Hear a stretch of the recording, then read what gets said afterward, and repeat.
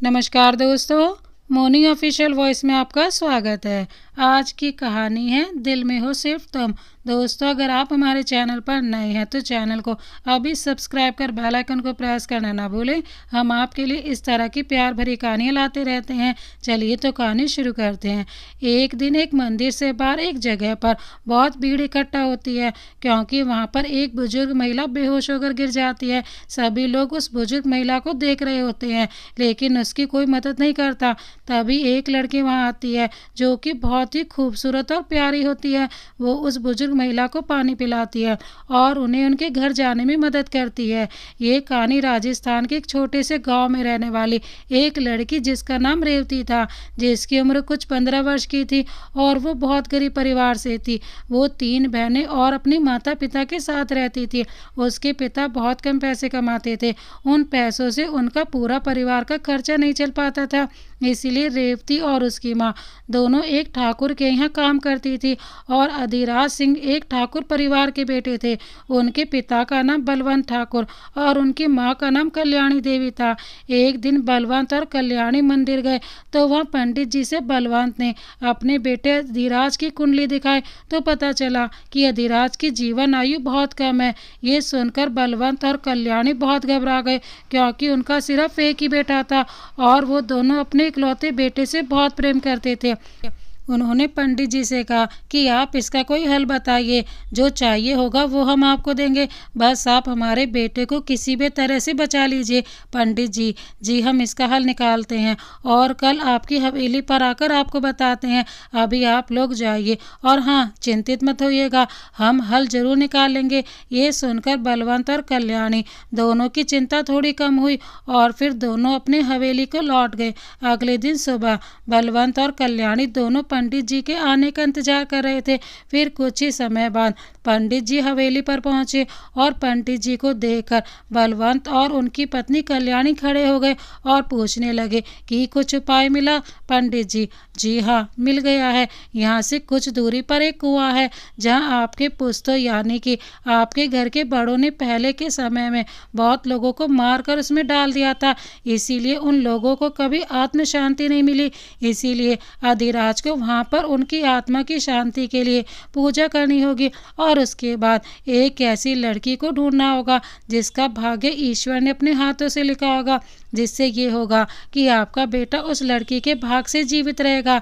कल्याणी, लेकिन वो लड़की को पहचानेंगे कैसे? पंडित जी, पूजा के बाद हवेली जाने में जो लड़की सबसे पहले मिलेगी, समझिएगा कि वही लड़की है जो अधिराज ठाकुर की जिंदगी बचा सकती है, क्योंकि जिन लोगों को कुआं में डाला गया था उसी का श्राप चढ़ा है अधिराज पे। इसीलिए शांति पूजन के बाद वो माफ़ कर देंगे और अधिराज को उस लड़की से मिलवा देंगे, जिसकी वजह से वो जीवित रह सके। तभी बलवंत और कल्याणी कहते हैं कि पंडित जी, जो आपको ठीक लगे वो आप कीजिए, लेकिन हमारा पुत्र जीवित रहना चाहिए बस। बलवंत, एक काम कीजिए पंडित जी, ये शांति पूजन कल ही करवा दीजिए और चिंता मत कीजिए, पूरी तैयारी हम करवा देंगे। बिना समय गंवाए काम पूजा शुरू कीजिए पंडित जी, क्योंकि ये हमारे इकलौते बेटे अधिराज की जिंदगी का सवाल है। पंडित जी, जी बिल्कुल। शाम हो गई थी और अधिराज घर आए। तभी उन्होंने माँ की तरफ देखा और उनकी माँ उन्हें बहुत चिंतित दिखाई दी, तो वो अपनी माँ से पूछ पड़े। तभी कल्याणी ने अधिराज को सारी बातें बताई, लेकिन अधिराज एक पढ़े लिखे इंसान थे और एक कम उम्र लेकिन बहुत अच्छे वकील थे। वो अपनी मेहनत और लगन से सिर्फ 24 वर्ष की उम्र में नाम कमाया और कामयाबी हासिल की थी। वो माँ की बातों को अनसुना कर रहे थे और सब अंधविश्वास कहकर उसको भूल जाने को कह रहे थे। तभी बलवंत जी आए और सारी बातें बताकर कहा कि कल पूजा में बैठ जाइएगा और शांति पूजन कर लीजिएगा। अधिराज चुपचाप अपने पिता की बात सुन लिए और पूजा करने के लिए मान गए, क्योंकि वो अपने पिता की बात कभी नहीं टालते थे और अपने पिता की बहुत इज्जत करते थे। अगले दिन शाम को पंडित जी पूजा की सारी तैयारी करके हवेली आए और सभी को कुएं के पास चलने को कहा। बलवंत के 3 भाई और 3 भाभी थी, पर उन सबको बस एक एक बेटी थी और अधिराज घर का इकलौता बेटा था। इसी वजह से वो सबका लाडला था। सब कुएं के पास गए, वहाँ पूजा हुई और फिर सब वहाँ से वापसी के लिए निकल गए। तभी रास्ते में रेवती दौड़ी दौड़ी अधिराज और उसके परिवार के गाड़ी के सामने आ गई। तभी अधिराज ने गाड़ी रोकी और कल्याणी गाड़ी से उतरकर रेवती को उठाया और पूछा, लगा तो नहीं बेटा तुम्हें? रेवती, नहीं मालकिन, नहीं लगा, क्षमा कर दीजिए हमें, हम आपकी गाड़ी के सामने आ गए। कल्याणी, नहीं नहीं, जाइए आप घर अच्छे से। फिर रेवती वहाँ से चली गई और कल्याणी भी गाड़ी में आकर वापस बैठ गई। फिर अधिराज अपने पूरे परिवार के साथ घर आ गए। कल्याणी, सुनिए जी, आपने उस लड़की को जाने कैसे दिया? वो वही लड़की थी, आपने सुना नहीं था पंडित जी की बात? बलवंत, पागल है क्या आप? उस लड़की से हम अपने राजकुमार जैसे बेटे का विवाह करेंगे? बिल्कुल भी नहीं। कल्याणी जी, तभी कल्याणी बलवंत की ये बात सुनकर नाराज और चिंतित हो जाती हैं और जाकर सबको बताती हैं कि पंडित जी ने शादी करने के लिए बोला था, वो भी उसी लड़की से जो वापसी में सबसे पहले मिले। कल्याणी की ये बात सुनकर पूरे घर वाले चिंतित हो जाते हैं और बलवंत जी के तीनों भाई बलवंत जी से कहते हैं कि जाओ और उस लड़की को लेकर आओ और हमारे बेटे से उसकी शादी करवाओ। बलवंत, लेकिन भाई साहब, तीनों भाई, लेकिन कुछ नहीं, जो पंडित जी ने कहा है वो कीजिए, जल्दी से जाइए। तभी सबके इतने बोलने पर बलवंत जी मान जाते हैं और लड़की का पता लगाने को कहते हैं और फिर बलवंत लड़की के पूरे परिवार से मिलते हैं और देखते हैं कि वो लोग की आर्थिक स्थिति बहुत खराब है और ये लोग बहुत मुश्किल से खा पाते हैं। लेकिन पंडित जी की बात को देखते हुए वो उनके परिवार के पास जाते हैं। बलवंत को देखकर रेवती के माता पिता बहुत खुश हो जाते हैं और कहते हैं, बलवंत ठाकुर साहब, आप यहाँ? बलवंत, हाँ, वो तुम लोगों से हम ये कहना चाहते हैं कि तुम्हारी बड़ी बेटी से हम अपने बेटे की शादी करवाना चाहते हैं।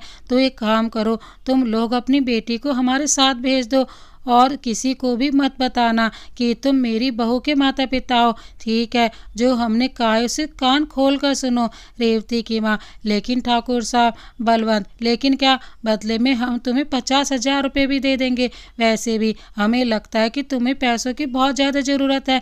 बलवंत की ये बात सुनकर रेवती के पिता के मन में लालच आ जाता है और वो मान जाते हैं। रेवती की माँ, लेकिन रेवती के बापू, रेवती के पिता, अरे रेवती की माँ, एक तो हमारी बेटी रानी बनकर रहेगी वहाँ और दूसरा कि हमें पैसे भी मिल जाएंगे, उससे हम कुछ काम की शुरुआत करेंगे और हमारी हालत भी अच्छी हो जाएगी। ये सुनकर रेवती की माँ चुप हो जाती है और अपनी बेटी को बलवंत ठाकुर के साथ भेज देती है। हवेली पहुँचते ही रेवती देखती है कि बहुत बड़ा हवेली है और वहाँ पे अधिराज की 3 बहनें खड़ी थी। तीनों का नाम विद्या, सुनैना और रीवा, जिसमें से विद्या और सुनैना बहुत शाही तरीके से रहना पसंद करती थी और रीवा बहुत सादे तरीके से रहती थी और रीवा का स्वभाव भी बहुत नरम था। रेवती बहुत प्यारी और बहुत ही ज़्यादा खूबसूरत थी, लेकिन कम उम्र और रहन सहन अलग होने की वजह से वो सबको अच्छी नहीं लगी। लेकिन रीवा फिर भी बहुत प्रेम और स्नेह के साथ उसको अंदर लेकर आई और अपने कमरे में ले गई और कहा कि आप यहाँ रह सकती हैं। शाम को अधिराज घर आते हैं और बलवंत और पूरा परिवार शादी के बारे में अधिराज को बताते हैं। अधिराज शादी के लिए तैयार नहीं होते हैं, लेकिन सारे परिवार के कहने पर उन्हें मानना ही पड़ता है। अधिराज अभी शादी नहीं करना चाहते थे, लेकिन उनके परिवार के सामने उनकी एक नहीं चलती और वो शादी करने को राजी हो जाते हैं। उसके अगले दिन ही बलवंत और कल्याणी पंडित जी को बुलाकर शादी करवाने को कहते हैं। शाम को ही पंडित जी मंदिर में सारी तैयारी कर देते हैं और पूरे परिवार के साथ बलवंत को वहाँ बुलाते हैं। फिर बलवंत भी अपने पूरे परिवार के साथ मंदिर पहुँच जाते हैं। आज रेवती बहुत ही खूबसूरत लग रही थी क्योंकि रेवती को आज रीवा ने शाही कपड़े पहनने को दिए थे। रेवती को देखकर कल्याणी उसको देखती ही रह गई और साथ में पूरा परिवार रेवती की खूबसूरती की तारीफ भी कर रहा था। लेकिन अधिराज एक बार भी रेवती का चेहरा नहीं देखते। फिर उन दोनों की शादी हो जाती है, लेकिन रेवती शादी के बाद भी रीवा के साथ उसके कमरे में रहती थी। रीवा और रेवती की उम्र एक ही थी, दोनों अच्छी सहेलियां बन गई थी। रेवती को अधिराज अपनी पत्नी के रूप में स्वीकार नहीं किए और पूरा परिवार भी रेवती के साथ नौकरों की तरह बर्ताव करते थे। बस कल्याणी और रीवा रेवती को प्रेम दिया करती थी। कल्याणी तो रेवती को अपनी बेटी भी कहा करती थी। रेवती हवेली में नौकरानी की तरह काम करती थी, लेकिन कल्याणी उसे मना भी करती थी। कल्याणी, बेटा, आपको ये सब करने की कोई ज़रूरत नहीं है, आप बहू हैं हमारी, आपको कुछ करने की ज़रूरत नहीं है। यहाँ बहुत से नौकर और नौकरानियाँ हैं। रेवती, जी माँ जी, वो हमें कुछ बुरा नहीं लगता है इसमें, हम पहले भी सारे काम किया करते थे। कल्याणी फिर रेवती के सर पर हार रखती हैं और वहाँ से चली जाती हैं। तभी सामने से अधिराज आते रहते हैं और अधिराज, शंभू पानी लाइएगा हमारे लिए। लेकिन शंभू वहाँ नहीं था। इसी वजह से रेवती पानी देती है। रेवती जी पानी। आवाज़ सुनकर अधिराज समझ जाते हैं कि वो रेवती है। अधिराज, शंभू कहाँ गया? रेवती, वो जी। अधिराज फिर वहाँ से उसकी बातें सुने बिना ही वहाँ से चले जाते हैं और रेवती का चेहरा नहीं देखते हैं। एक दिन पंडित जी रेवती और अधिराज को मंदिर बुलवाते हैं। तभी रेवती और अधिराज मंदिर जाते हैं। तभी रेवती को पता चलता है कि क्यों अधिराज से रेवती की शादी हुई है और अधिराज के साथ रेवती का रहना कितना जरूरी था। मंदिर से आते वक्त अधिराज, रेवती घबराहट भरी आवाज़ में, जी कहिए। अधिराज, हम पहले पढ़ने बाहर गए थे, तभी से हम एक लड़की से प्रेम करते हैं और हम उनसे भी शादी करना चाहते थे। वो लड़की यहीं बगल शहर के ठाकुर घराने से ही है। उनका नाम शिवन्या सिंह राजपूत है और आपसे शादी हमारे घर वालों ने अंधविश्वास में आकर करवा दी। रेवती जी। अधिराज, हम उनसे शादी तो नहीं कर सकते, पर उन्हें धोखा देकर आपसे प्रेम भी हम कभी नहीं कर पाएंगे। रेवती जी, आप उनसे शादी कर लीजिए, लेकिन हम भी यहाँ रहेंगे क्योंकि हम भी वापस नहीं जा सकते। और यकीन मानिए, हमें आपकी शादी से कोई आपत्ति नहीं होगी और हमारी वजह से आपको और आपकी पत्नी को कोई कष्ट भी नहीं होगा। अधिराज, लेकिन रेवती, बिल्कुल बेफिक्र होकर शादी कीजिए, कोई दिक्कत नहीं होगी हमारी तरफ से। अधिराज, आपको बदले में क्या चाहिए? रेवती, कुछ नहीं, बस हमें अपनी पढ़ाई पूरी करनी है क्योंकि हमने बस 7वीं कक्षा तक पढ़ाई की है, वो भी ज़बरदस्ती चली जाती थी सरकारी विद्यालय।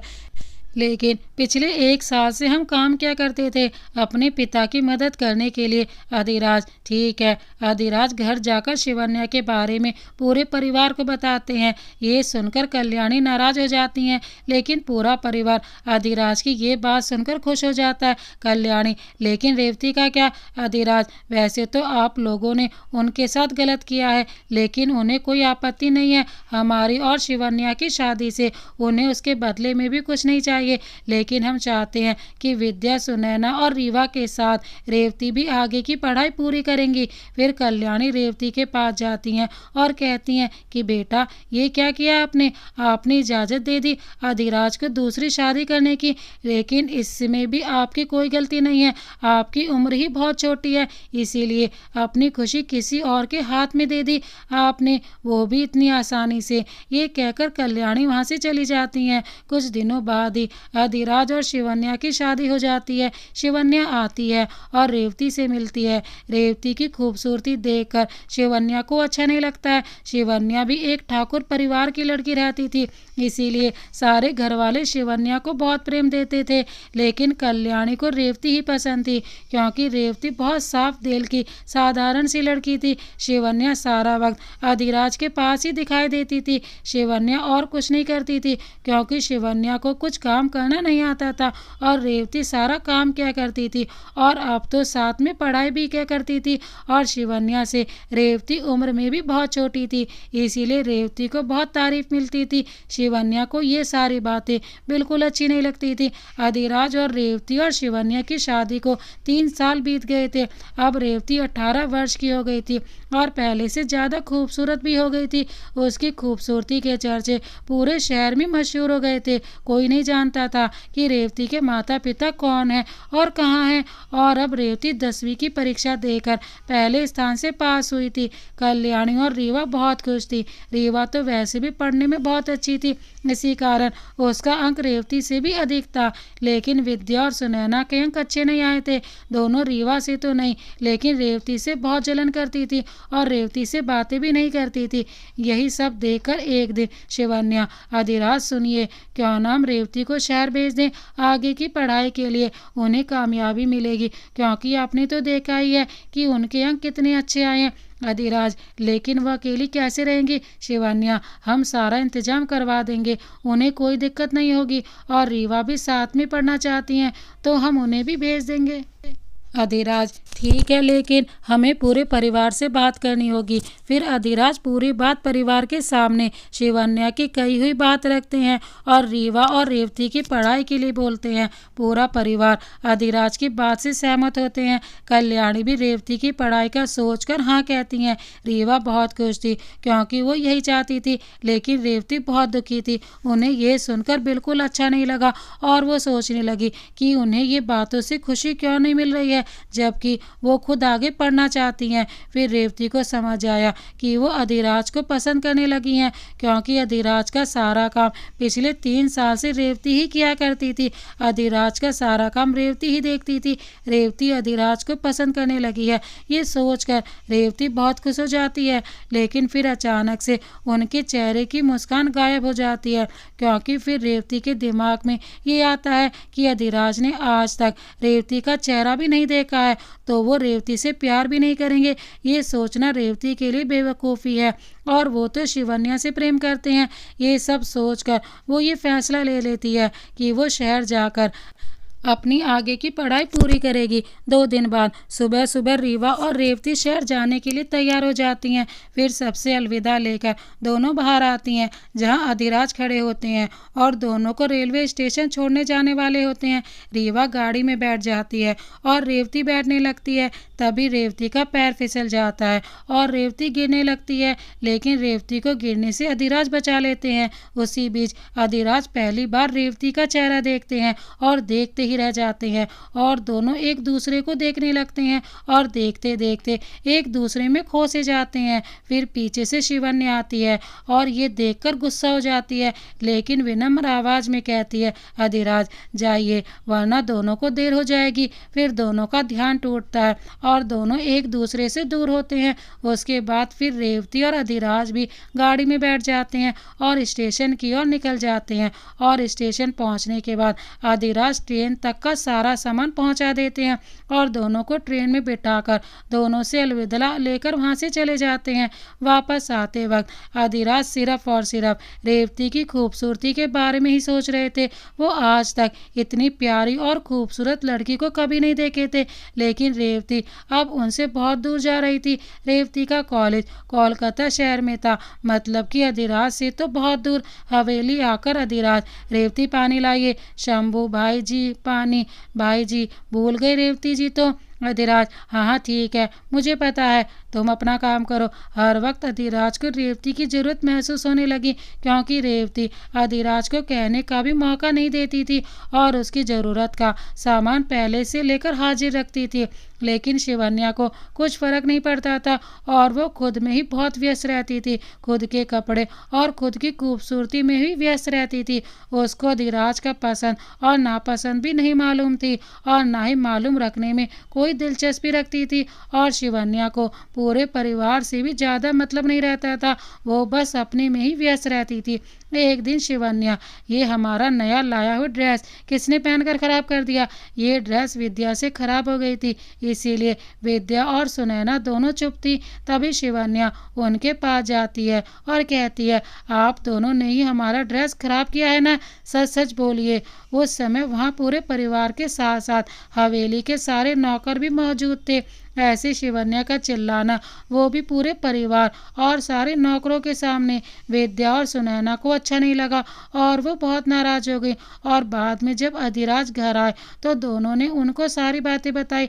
अधिराज अपनी बहनों से बहुत स्नेह और प्रेम करते थे। उन्होंने देखा कि सारी बातें बताते वक्त उन दोनों की आंखें नम हो गई थी। अधिराज अपनी बहनों की बातें सुनकर शिवन्या से बात करने गए, लेकिन उल्टा शिवन्या ही रोने लगी और उल्टा विद्या और सुनैना की ही शिकायत करने लगी। कमरे के बाहर खड़ी विद्या और सुनैना ने देखा कि अधिराज शिवन्या से कुछ नहीं बोल पाए। ये देखकर दोनों उदास हो गई और फिर दोनों अपने कमरे में चली गई। विद्या और सुनैना भी रेवती को बुरा भला बोला करती थी, लेकिन फिर भी रेवती उनकी चिंता ही क्या करती थी। ये सोचकर विद्या और रेवती बहुत उदास रहने लगी थी। कोलकाता शहर, वहाँ कोलकाता पहुँचकर रेवती और रीवा अपने हॉस्टल पहुँचती हैं। वहाँ रीवा और रेवती को एक कमरा दिया जाता है और वहाँ वो दोनों शिफ्ट हो गई। दोनों का हॉस्टल गर्ल्स का हॉस्टल था, लेकिन कॉलेज में लड़के और लड़कियाँ दोनों पढ़ती थी। जब पहले दिन रेवती और रीवा कॉलेज गई तो वो सब रेवती को देखकर उसकी खूबसूरती की तारीफ कर रहे थे, लेकिन रेवती और रीवा की ज़्यादा दोस्ती नहीं हुई क्योंकि वहाँ सब वेस्टर्न कल्चर की जीने वाली लड़कियाँ बहुत थीं। लेकिन कुछ कुछ लोगों से दोनों की दोस्ती हुई, जैसे कि सारिका और स्नेहा। वहाँ एक लड़का था जो रेवती से सीनियर था और उसके पीछे बहुत सारी लड़कियां पागल थी और उसका नाम आर्यन सिंघानिया था। आर्यन बहुत ही ज़्यादा सुंदर था, बहुत ही ज़्यादा स्मार्ट था। एक दिन कॉलेज के अंदर आते वक्त आर्यन और रेवती टकरा गए क्योंकि रेवती बहुत जल्दी में थी और लेट हो चुकी थी, इसीलिए बिना कुछ बोले ही वहाँ से चली गई और एक बार भी उसने आर्यन की तरफ ध्यान नहीं दिया। आर्यन भी रेवती का चेहरा नहीं देख पाया, लेकिन रेवती का यूं वहाँ से चले जाना आर्यन को अच्छा नहीं लगा और उसे ये बेइज्जती सी लगी। वो सुना नहीं ये कौन था जिसने मुड़कर हम उनको नहीं देखा। हाँ, तो बिल्कुल वैसी ही बेइज्जती उसे महसूस हुई। उसे लगा कि ये कौन सी लड़की थी जिसको मेरी वैल्यू नहीं है, क्योंकि आर्यन के लिए तो लड़कियां अपना क्लास का सब कुछ छोड़ने को तैयार हो जाती हैं। इतने में वहाँ आर्यन का दोस्त राहुल आता है और आर्यन से बोलता है, क्या हुआ भाई, कहाँ खोया है तू? आर्यन अभी भी गुस्से में रेवती की कक्षा की तरफ ही देख रहा था और फिर गुस्से में वो रेवती की कक्षा की ओर गया और उसने पूरे कक्षा में नज़र घुमाकर देखा तो उसे एक लड़की दिखी जो सफ़ेद रंग के सलवार और कमीज के साथ लाल रंग की चुन्नी पहनकर बैठी थी। उसके कपड़ों के रंग से आर्यन पहचान जाता है कि ये वही लड़की है जिसकी तलाश में वो यहाँ तक आया था। उसका चेहरा जैसे दिन का सुबह, उसकी आंखें जैसे सागर, उसके होंठ जैसे गुलाब की पंखुड़ी, भला की खूबसूरती थी। उसको देखते के साथ आर्यन बस उसको देखता ही रह गया। रेवती से आर्यन की नज़र ही नहीं हट रही थी। तभी कक्षा में अध्यापक आ जाते हैं और आर्यन का मित्र राहुल उसे वहाँ से ले जाता है। वही कॉलेज के बाहर एक चबूतरा बना हुआ था, वहाँ पे आर्यन और राहुल जाकर बैठते हैं। उसके बाद राहुल, भाई चल क्लास में, सर वैसे ही हमें पसंद नहीं करते, ऊपर से तेरी वजह से मुझसे भी वो नाराज़ रहते हैं, तेरा दोस्त होना भी गुनाह हो गया है। लेकिन आर्यन कहीं और ही खोया था। उसे तो अभी सफ़ेद रंग के कपड़ों में दिखी लड़की का ही ख्याल था, यानी कि रेवती का। कॉलेज के प्रिंसिपल आर्यन के पापा थे और राहुल भी उन्हीं की बात कर रहा था, क्योंकि आर्यन और उसके पापा, जिनका नाम राजवीर सिंघानिया है, दोनों के बीच बिल्कुल भी नहीं पड़ती थी। राजवीर को आर्यन का यूँ मस्ती करना और लाइफ को बिल्कुल भी सीरियस नहीं लेना पसंद नहीं था। राजवीर को राहुल का कोई दोस्त भी नहीं पसंद था। आर्यन वहीं बैठा था। तभी रेवती और रीवा अपनी क्लास खत्म करके बाहर निकली। रीवा ने देखा कि आर्यन वहाँ से रेवती को एक नज़र से देख रहा है। रीवा, रेवती देखिए, वो कब से आपको ही देखे जा रहे हैं, आखिर क्यों? ये सुनकर रेवती की नज़र आर्यन पे गई। उसने देखा कि वो वही लड़का जिससे वो सुबह आते वक्त टकरा गई थी। फिर रेवती, रीवा ये तो वही है जिनसे हम सुबह टकरा गए थे, बहुत जल्दी में थे तो माफ़ी भी नहीं मांग पाए, शायद इसीलिए वो हमें ऐसे देखे जा रहे हों। रीवा, अच्छा हो सकता है। रेवती, हम उनसे माफ़ी मांग लेते हैं जाकर, आप यहीं रुकिए। रीवा, नहीं, हम भी साथ चलते हैं। रेवती, ठीक है। फिर रेवती और रीवा दोनों आर्यन जहाँ बैठा था वहाँ जाती हैं। आर्यन रेवती और रीवा को अपनी ओर आता देखकर घबरा जाता है और अपनी नज़र इधर उधर करके देखने लगा। तभी रेवती और रीवा वहाँ पहुँच जाती हैं और रेवती, सुनिए। आर्यन चौंकी हुई आवाज़ में, कौन? मैं? क्या आप मुझे बुला रही हो? रेवती, जी। आर्यन, हाँ हाँ बोलो। रेवती, हम सुबह के लिए क्षमा मांगने आए थे, वो हम बहुत जल्दी में थे और आपसे माफ़ी भी नहीं मांग पाए। Aryan, sorry for what? Revati, वो हम आपसे सुबह टकरा गए और माफ़ी भी नहीं मांग पाए। आर्यन, अरे कोई बात नहीं, मेरी भी गलती थी, मैं भी ठीक से देखकर नहीं चल रहा था, कोई बात नहीं। ये सुनकर राहुल आर्यन को देखता रह गया और साथ में खड़े आर्यन के दूसरे मित्र भी चौंक गए, क्योंकि आर्यन की गलती होने के बाद भी वो अपनी गलती नहीं मानता था, लेकिन आज उसकी गलती नहीं होने के बाद भी वो माफ़ी पे माफ़ी मांगे जा रहा था। माफ़ी मांगने के बाद फिर रेवती वहाँ से जाने लगती है। तभी आर्यन, आपका नाम क्या है? रेवती, जी रेवती। और फिर वो जाने लगती है। तभी आर्यन, और मेरा नाम आर्यन है और मैं आपका सीनियर हूँ, अगर तुम्हें किसी चीज़ की ज़रूरत होगी तो मुझसे बोलना। ये सुनकर रेवती और रीवा पीछे मुड़कर देखती हैं और मुस्कुरा कर कहती हैं कि जी धन्यवाद, लेकिन हमें किसी चीज़ की ज़रूरत नहीं है। ये कहकर वो वहाँ से चली गई। तभी राहुल बोल रहा आर्यन से, राहुल क्या भाई, क्या हो गया था तुझे, तू ही था ना वो? हाँ। आर्यन मुस्कुराकर वहाँ से जाने लगता है। तभी उसके पीछे खड़ी होकर सुन रही उसकी दोस्त, जिसका नाम रूही था, वो पीछे से बोली, सजे सिंदूर नहीं देखे हो शायद? रूही, हाँ बिल्कुल खुश हो लो तुम दोनों, लेकिन उसके मांग में सज रहा सिंदूर तुमने नहीं देखा। आर्यन ये सुनकर पीछे मुड़कर देखता है और बोलता है, आर्यन देख रूही, मैं अभी मजाक के मूड में बिल्कुल भी नहीं हूँ। रूही यार, तेरी बेस्ट फ्रेंड हूँ, तेरा अच्छा ही से चाहूँगी। तू इतना खो गया था उसकी खूबसूरती में कि उसके सिंदूर की तरफ तेरा ध्यान ही नहीं गया। राहुल, हाँ भाई, रूही सही बोल रही है। दोनों की ये बातें सुनकर आर्यन दौड़ता हुआ कॉलेज कैंटीन में जाता है और वहाँ बैठी रीवा और रेवती के सामने जाकर देखता है और वो देखता है कि सच में रेवती की मांग में सिंदूर है, जिस पे अभी तक आर्यन की नज़र ही नहीं गई थी। आर्यन को वहाँ देखकर रेवती और रीवा खड़ी हो गई और पूछने लगी कि क्या हुआ, लेकिन आर्यन बिना कुछ बोले ही वहाँ से चला गया और बाहर जाकर बैठ गया और वो बहुत दुखी भी लग रहा था। आर्यन को अकेला और दुखी देखकर रूही और राहुल उसके पास जाते हैं और उसे थोड़ा अलग मूड में ले जाने की कोशिश करते हैं, लेकिन आर्यन रूही और राहुल को किसी भी बातों का ध्यान नहीं दे रहा था। जब आर्यन राहुल और रूही को कोई जवाब नहीं दिया तो वो दोनों भी थक कर बैठ गए। कुछ समय बाद आर्यन खड़ा हो गया और राहुल को बोला, जा गाड़ी निकाल, घर जाना है। और रूही, चल रही है ना तू भी, तुझे भी घर छोड़ देता हूँ। ये सुनकर राहुल दौड़कर गाड़ी निकालने चला जाता है और आर्यन रूही के साथ घर के लिए कॉलेज से निकलता है। अगले दिन सुबह आर्यन और राहुल कॉलेज के ग्राउंड में बैठे थे, तभी उन्हें कुछ लड़कों की हंसने की आवाज़ आई। तभी आर्यन, राहुल ये आवाज़ कौन कर रहा है यार, जाकर देख, मेरा सर दर्द हो रहा है ऐसे ही। राहुल, हाँ भाई रुक, मैं जाकर देखता हूँ। फिर राहुल देखने जाता है, फिर आर्यन के पास दौड़ता हुआ आता है और बोलता है, यार वो। ये सुनकर आर्यन थोड़ा घबरा जाता है और पूछता है, आर्यन क्या हुआ? राहुल, वो मनु और रॉकी दोनों रीवा और रेवती को परेशान कर रहे हैं, साथ में और भी लड़कियां हैं भाई। ये सुनकर आर्यन आराम से बैठा रहता है और कुछ नहीं बोलता। तभी राहुल, भाई ये गलत है, तुम्हें उसकी मदद करनी चाहिए। आर्यन ये सुनकर वहाँ से खड़े हो जाता है और राहुल से कहता है, चल। राहुल और आर्यन जब गेट के पास आते हैं तो देखते हैं कि वहाँ शांति है। फिर आर्यन राहुल की तरफ देखता है और पूछता है, कहाँ है भाई रेवती और रीवा? तभी आर्यन की नज़र रूही पे जाती है, जो वहाँ खड़ी थी और अपनी एक दोस्त से बातें कर रही थी। आर्यन, रूही तूने यहाँ मनु और रॉकी को देखा? रूही, हाँ, अभी वो उन दोनों लड़कियों को परेशान कर रहे थे। आर्यन, तो अब किधर हैं वो लोग? रूही, प्रिंसिपल ऑफिस में मोहित आया था और उसने दोनों को बचा लिया और दोनों बदमाशों को प्रिंसिपल के पास ले गया। ये कहकर रूही अपने क्लास में चली गई। उसके बाद राहुल और आर्यन भी अपनी अपनी क्लास में चले गए। मोहित आर्यन के क्लास में ही था और वो भी बहुत ही स्मार्ट था। कॉलेज की सभी लड़कियां मोहित को भी बहुत पसंद करती थी क्योंकि मोहित बहुत स्मार्ट था और साथ में आर्यन के पापा का सबसे पसंदीदा छात्र था। क्लास खत्म होने के बाद आर्यन और उसके दोस्त बाहर आए और कैंटीन की तरफ गए और वहां बैठकर कॉफ़ी ली सबने। तभी आर्यन की नज़र मोहित पे गई, जो रेवती और रीवा के साथ बैठा था और तीनों बहुत हंसी मजाक भी साथ में कर रहे थे। ये देखकर आर्यन गुस्सा हो गया और वहाँ से उठकर खड़ा हुआ और गुस्से में वहाँ से निकल गया। उसके अगले दिन से आर्यन रोज़ सुबह वहाँ कॉलेज के बाहर बैठकर रेवती को आते हुए देखता था। कुछ दिन ऐसे ही बीत गए। रेवती रोज आर्यन को वहाँ बैठा देखती थी और वो देखती थी कि आर्यन उसको ही देखता रहता है। उसको ये ठीक नहीं लगता था और एक दिन वो रीवा और मोहित से ये बात बताती है। ये सुनकर मोहित बोला, मोहित, लेकिन वो ऐसा क्यों करेगा? सारी कॉलेज की लड़कियां तो उसकी फ़ैन है।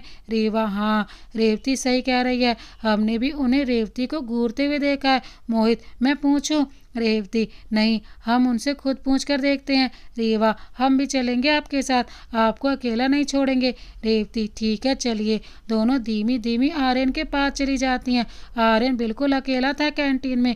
रेवती, जी सुनिए। ये सुनकर आर्यन पीछे मुड़कर देखता है और रेवती को सामने देखकर खुश हो जाता है और बोला, हाँ बोलिए ना। रेवती, हम कुछ दिनों से देख रहे हैं कि आप हमें देखते रहते हैं, हमने कुछ बिगाड़ा है क्या आपका?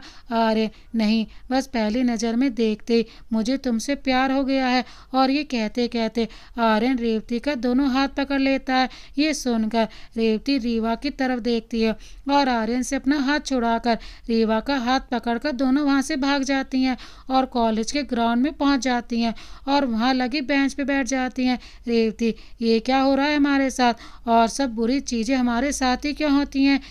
रीवा, प्लीज़ रेवती चुप हो जाइए, कुछ भी मत बोलिए, अब सब सही हो रहा है। हम अचानक से आर्यन की बात सुनकर डर गए थे, लेकिन आर्यन का ये बात हमें सही लगा। आखिरकार आपको भी ज़िंदगी जीने का हक है। भाई ने तो आपको एक बार भी नहीं देखा है, वो आपसे प्रेम भी नहीं करते और आर्यन आपसे प्रेम करते हैं। हम तो कहेंगे कि आप एक बार अपने बारे में भी सोचिएगा। दोनों बात ही कर रही थी कि एक लड़का वहाँ भागता हुआ आता है और बोलता है कि रीवा, रेवती, आर्यन और मोहित की लड़ाई हो रही है। ये सुनकर वो दोनों भाग कर जाती हैं और देखती हैं कि दोनों भयानक तरीके से मार धाड़ कर रहे थे। रेवती और रीवा जाकर दोनों की लड़ाई छुड़वाती हैं। रीवा, मोहित, ये सब क्या है? मोहित, वो मैंने इससे पूछा कि ये रेवती को क्यों देखता है तो ये लड़ाई करने लगा और बोल रहा है कि तू तू रेवती को मेरे से दूर ले जाएगा। मुझे तो पागल लगता है ये लड़का। रीवा, हाँ पागल ही है ये, वो भी रेवती के प्यार में। मोहित, क्या? रीवा, जी। मोहित, फिर भाई तू मुझे क्यों मार रहा था? उसके पति को मारना।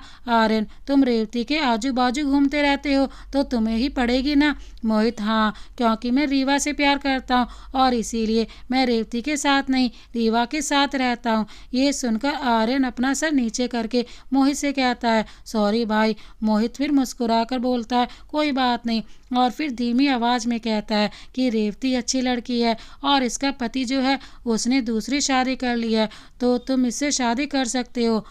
मोहित की सारी बातें सुनकर आर्यन खुश हो जाता है और रेवती के पास जाता है और बोलता है कि तुम्हें अगर सोचने का वक्त चाहिए तो लो, मैं इंतज़ार करूँगा।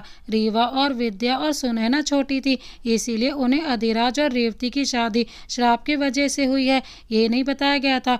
और ना ही रेवती को ये बातें पता थी। उसे भी ये लगता था कि अधिराज किसी और से प्रेम करते थे, इसीलिए उसे नहीं अपना पाए और सिर्फ परिवार वालों के दबाव के कारण रेवती से शादी कर ली थी। आर्यन हमेशा रेवती के आसपास ही दिखाई देने लगा। वो अब अपने दोस्तों के साथ भी बैठना कम कर दिया था। रेवती को आर्यन का यूं साथ रहना अच्छा लगने लगा था। आर्यन रेवती का बहुत ख्याल रखता था।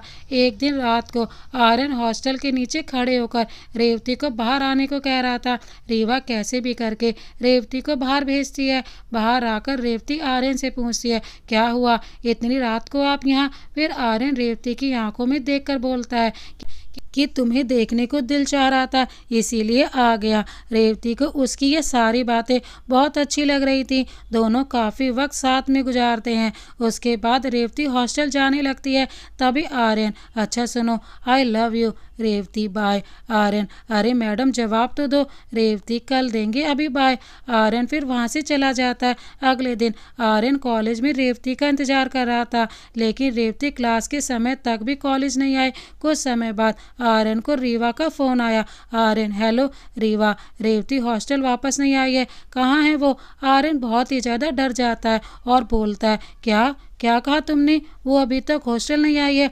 आर्यन, लेकिन कल तो रात को कुछ 12 बजे ही रेवती वापस चली गई थी, लेकिन वो हॉस्टल नहीं गई, तो कहाँ गई? रीवा, पता नहीं, क्या करें अब? आर्यन, मैं आता हूँ, तुम मुझे हॉस्टल के पास वाले रेस्टोरेंट में भी लो और मोहित को भी बुला लेना, मैं राहुल के साथ आता हूँ। सब एक साथ रेस्टोरेंट पहुंच गए। आर्यन बहुत परेशान लग रहा था। राहुल उसे बार बार शांत रहने को बोल रहा था। जब रीवा और मोहित वहां पहुंचे तो आर्यन रीवा से पूछने लगा, कब से गायब है रेवती? रीवा वापस बात को दोहराते बोली, जब से वो तुमसे मिलकर गई थी तब से वो वापस ही नहीं आई है। आर्यन, हम सबको जल्दी रेवती को ढूंढना पड़ेगा। रीवा, हाँ, लेकिन कैसे, क्या करें?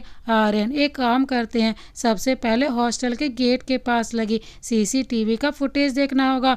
उसके लिए हमें हॉस्टल की कुछ लड़कियों की मदद चाहिए। रीवा, ठीक है, दो तो हमारी दोस्त हैं, सारिका और स्नेहा। उसके बाद कल होते आर्यन अपने दोस्तों के साथ हॉस्टल गया।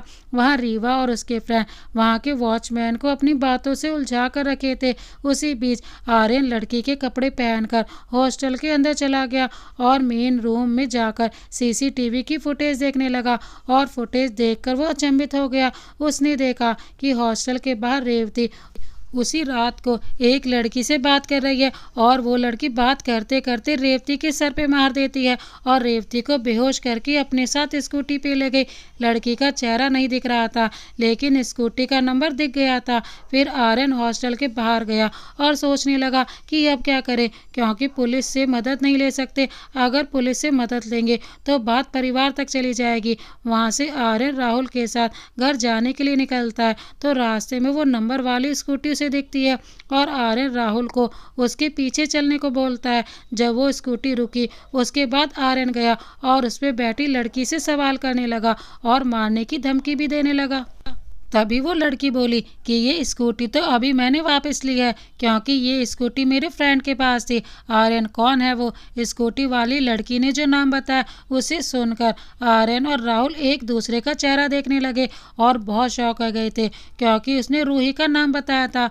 आर्यन और राहुल फटाक से रूही के घर पहुंचे तो वो वहाँ नहीं थी। फिर आर्यन उसको फ़ोन करता है तो उसने फ़ोन उठाया। Aryan, Ruhi, can we meet? Ruhi, हाँ बिल्कुल, लेकिन क्या हुआ है? आर्यन, वो मैं तुम्हें मिलकर बताऊंगा। रूही, ठीक है, राहुल भी आएगा क्या? आर्यन, हाँ। रूही, ठीक है, कॉलेज के पास एक पुरानी लाइब्रेरी है, वहाँ पे आ जाओ, मैं वहीं पर हूँ। आर्यन, ओके। ये कहकर आर्यन रूही के पास गया और उसने रूही से, आर्यन, रूही रेवती कहाँ है? रूही, मुझे क्या पता कि वो कहाँ है, और ये पूछने तुम यहाँ आए हो? राहुल, बस कर ये नाटक और बता रेवती कहाँ पर है। और तू क्या पागल है? क्या कर रही है ये सब?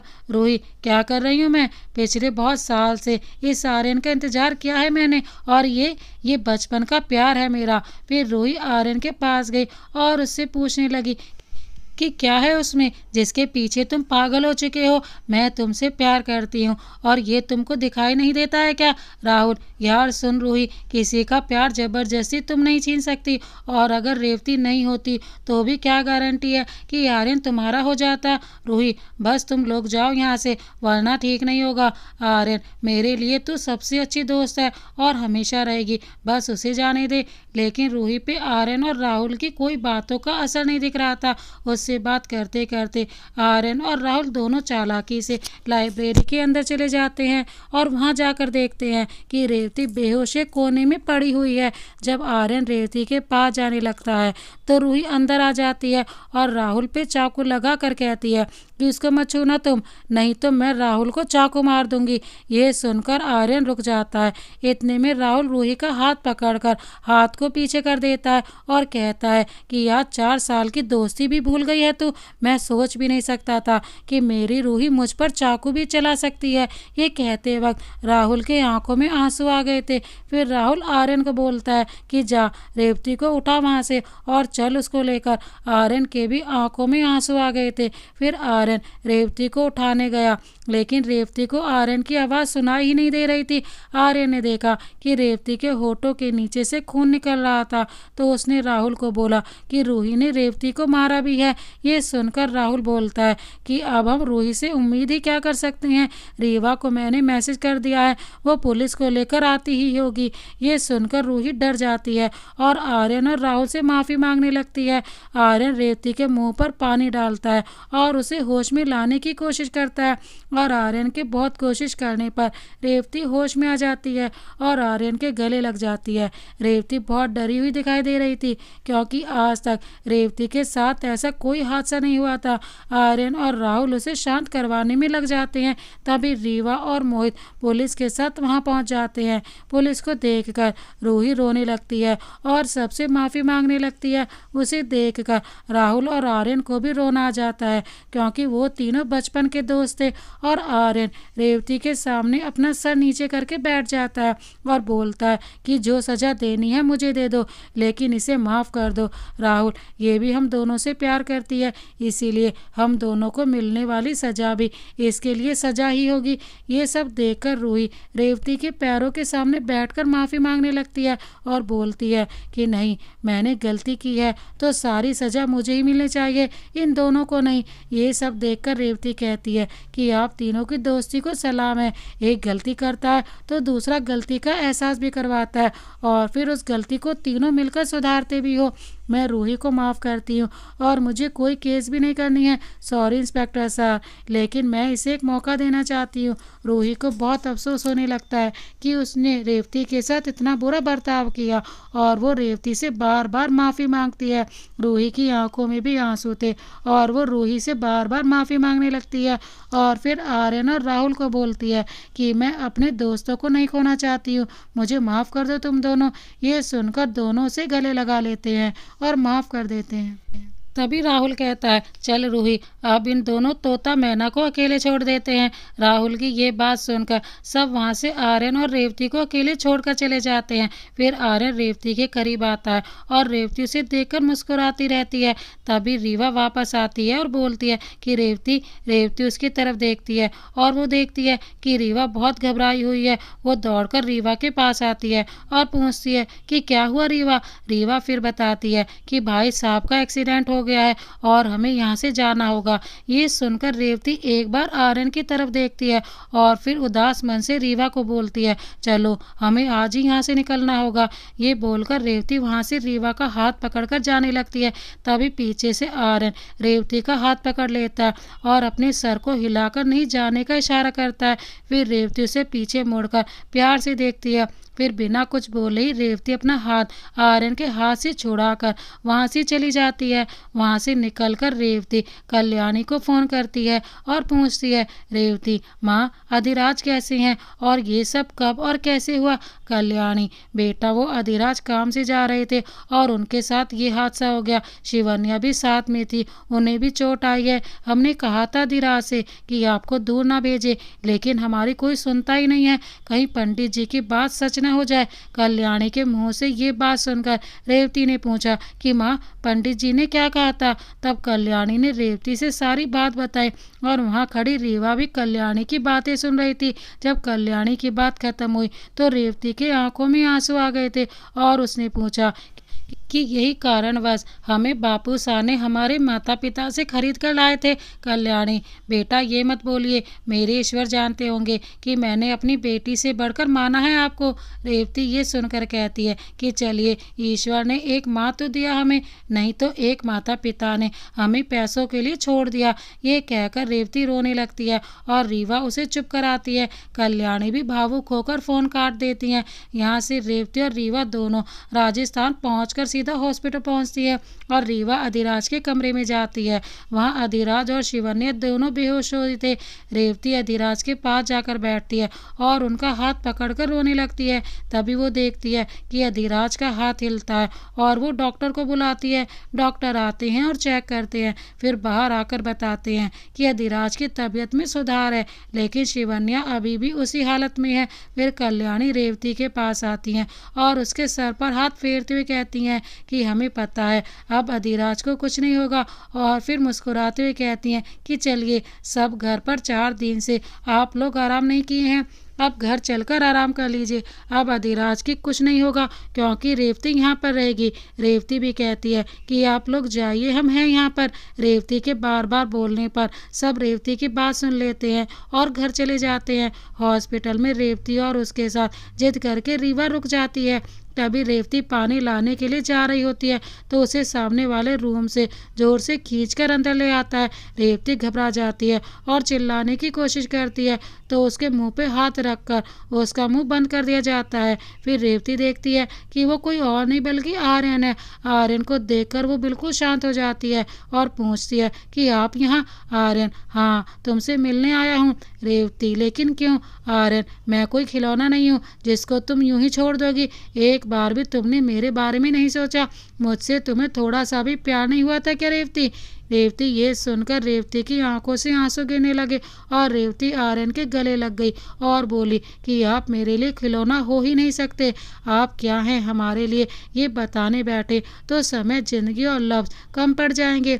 फिर रेवती अपने आंसू पोंछती है और आर्यन से दूर होती है और आर्यन को वहाँ से चले जाने के लिए बोलती है। ये सारी बातें सुनकर आर्यन: रेवती, जब तुम मुझे इतना चाहती हो तो चलो ना मेरे साथ, मैं नहीं रह पाऊंगा तुम्हारे बगैर। रेवती: और वो भी नहीं जी पाएंगे हमारे बगैर। आर्यन: वो कौन? रेवती: अधिराज, जो हमें पढ़ा लिखा कर दुनिया में रहने लायक बनाए हैं, हम उन्हें मरने के लिए कैसे छोड़ दें, बताइए आप ही। आर्यन रेवती की बातों से दुखी हो जाता है और वहाँ से जाने लगता है। तभी रेवती उसका हाथ पीछे से पकड़ लेती है। फिर आर्यन रेवती की ओर देखता है तो रेवती रोते हुए उसे सॉरी बोलती है, पर आर्यन बिना कुछ बोले वहाँ से चला जाता है। रेवती वापस आती है और अधिराज के पास बैठी रीवा को आकर सारी बातें बताती है। रीवा भी ये सुनकर दुखी हो जाती है और कहती है कि ये सब हमारी गलती है। हम ही ने कहा था आर्यन को कि ठीक रहेगा अगर आप रेवती की ज़िंदगी में आ गए तो, लेकिन ये शराब का चक्कर था, ये हमें कहाँ मालूम था। बेचारा आर्यन तो आपसे बहुत प्यार करने लगे हैं। दोनों मायूस बैठी थी। तभी अधिराज का हाथ हिला और वो धीरे धीरे आंखें खोल रहा था। उसके हाथों में रेवती की नज़र गई और वो रीवा को बोलकर दौड़ते हुए डॉक्टर को बुलाने गई। डॉक्टर भी उधर से आए और रूम के अंदर आए और अधिराज को देखने लगे। उन्होंने बताया कि अधिराज ठीक हो रहे हैं, लेकिन शिवन्या की तरफ देखकर डॉक्टर बोले कि इनका कुछ नहीं कह सकते हैं। ये सुनकर रेवती और रीवा दोनों को बहुत ही ज़्यादा दुख होता है, क्योंकि शिवन्या को अभी तक भी होश नहीं आया था, लेकिन अधिराज ठीक हो रहे हैं। ये सुनकर दोनों बहुत खुश थे और अधिराज ने भी अपनी आंखें खोल दी थी। रीवा खुश होकर अपने पूरे परिवार को फ़ोन करके बताने लगी। उधर रेवती अधिराज के पास बैठी और उन्हें देखकर मुस्कुराए। अधिराज उसे वहां देखकर पूछने लगे, आप यहाँ अपनी पढ़ाई छोड़कर क्यों आई हो? रेवती: हमें पता नहीं था कि हमारे जाने से आपके साथ ये सब हो जाएगा, वरना हम कभी नहीं जाते। अधिराज उसकी आंखों में देख रहे थे, लेकिन रेवती अपनी नज़र नीचे करके बात कर रही थी। अधिराज फिर बोले कि आपको आने की जरूरत नहीं थी, आप अपनी पढ़ाई छोड़कर यहाँ क्यों आई हैं? आपकी पढ़ाई का भी तो नुकसान होगा। रेवती: हम ठीक हो जाते, ये श्राप जैसा कुछ नहीं होता है, ये सब बस माँ बाबूसा का अंधविश्वास है। फिर रेवती नज़रें उठाकर अधिराज को देखती है और बोलती है कि आपको सब मजाक लगता होगा, पर हर चीज़ होती है, और अगर हमारे साथ रहने से आप ठीक रहेंगे तो हम आपके साथ ही रहेंगे और हमारी वजह से कभी भी शिवन्या जी को कोई परेशानी नहीं होगी। अधिराज को रेवती की ये सारी बातें अच्छी लग रही थी। वो लगातार रेवती का चेहरा देखकर मुस्कुराए जा रहे थे, लेकिन जब रेवती शिवन्या का नाम ली तो अधिराज को शिवन्या का ख्याल आया, जो एक्सीडेंट के वक्त साथ में ही थी। वो घबराकर रेवती से शिवन्या के बारे में पूछने लगे। रेवती ने उन्हें शांत रहने को कहा और बताया कि ये जो आपके पास लगा पर्दा है, उसके उधर शिवन्या जी भी हैं और डॉक्टर ने कहा है कि उनकी हालत बहुत बुरी है, उनको अभी तक होश भी नहीं आया है। रेवती की बात सुनकर अधिराज खड़े होने लगे और शिवन्या के पास जाने लगे, तो रेवती ने उन्हें रोका और बोली कि रुकिए, हम पर्दा हटाते हैं, आप लेटे लेटे देख लीजिए। रेवती ने पर्दा हटा दिया और अधिराज शिवन्या को देखकर बहुत भावुक हो गए और बोलने लगे कि हमारी ये गलती के कारण ये हुआ। रेवती ने उन्हें कहा कि इसमें आपकी कोई गलती नहीं है। उतने में सारा परिवार हॉस्पिटल पहुंच गया और अधिराज से मिला। तभी उधर से डॉक्टर आए और उनके जिनके हाथ में रिपोर्ट था वो बोले कि दोनों का रिपोर्ट आ गया है। अधिराज को हल्की चोट है, लेकिन शिवन्या कोमा में चली गई हैं और उन्हें ठीक होने में 6 दिन, 6 महीने या फिर 6 साल भी लग सकता है। ये सुनकर सभी दुखी हो जाते हैं। डॉक्टर बोलते हैं कि अधिराज 10 दिन बाद घर जा सकते हैं, लेकिन शिवन्या को हॉस्पिटल में ही रहना होगा जब तक उन्हें होश नहीं आ जाता है। देखते देखते 10 दिन बीत गए। अधिराज को लेने बलवंत और कल्याणी आए हुए थे, लेकिन अधिराज की नजरें किसी को ढूंढ रही थी। ऐसे में कल्याणी की नजर अधिराज पर गई और कल्याणी बोली, बेटा किसे ढूंढ रहे हो आप? अधिराज, नहीं माँ, हम तो बस ऐसे ही। कल्याणी मुस्कुराने लगी और बोली कि आप आइए, हम गाड़ी के पास आपका इंतजार कर रहे हैं। अधिराज शिवन्या के पास जाते हैं और उसे बहुत समय तक देखते रहते हैं और फिर कुछ समय बाद वहाँ से चले जाते हैं। और जब वो गाड़ी के पास पहुँचते हैं तब वो देखते हैं कि रेवती वहाँ खड़ी है और अधिराज के आने का इंतजार कर रही है। ये देखकर अधिराज खुश हो जाते हैं और आकर पीछे रेवती के साथ बैठ जाते हैं और आगे की सीट पर बलवंत और कल्याणी बैठे हैं। वहां से दोनों घर आते हैं। घर पर सब अधिराज का बहुत ध्यान रखते हैं और अधिराज भी हर दिन एक बार जाकर शिवन्या से मिल लेते थे। अधिराज को रेवती भी बहुत पसंद आने लगी थी। अधिराज हमेशा रेवती को किसी काम के बहाने हमेशा अपने सामने ही रखते थे। एक दिन अधिराज को सुबह से रेवती दिखाई नहीं दी थी। अधिराज रीवा को बोलते हैं कि रीवा जाइए, रेवती को भेज दीजिए पानी के साथ, हमें प्यास लगी है। रीवा जी भाई साहब, रेवती पानी लेकर आए और अधिराज के हाथों में देकर वो वहाँ से जाने लगी है। तभी अधिराज उसे रोकते पूछते हैं कि क्या बात है रेवती, आप उदास क्यों हैं? किसी ने कुछ कहा है क्या आपसे?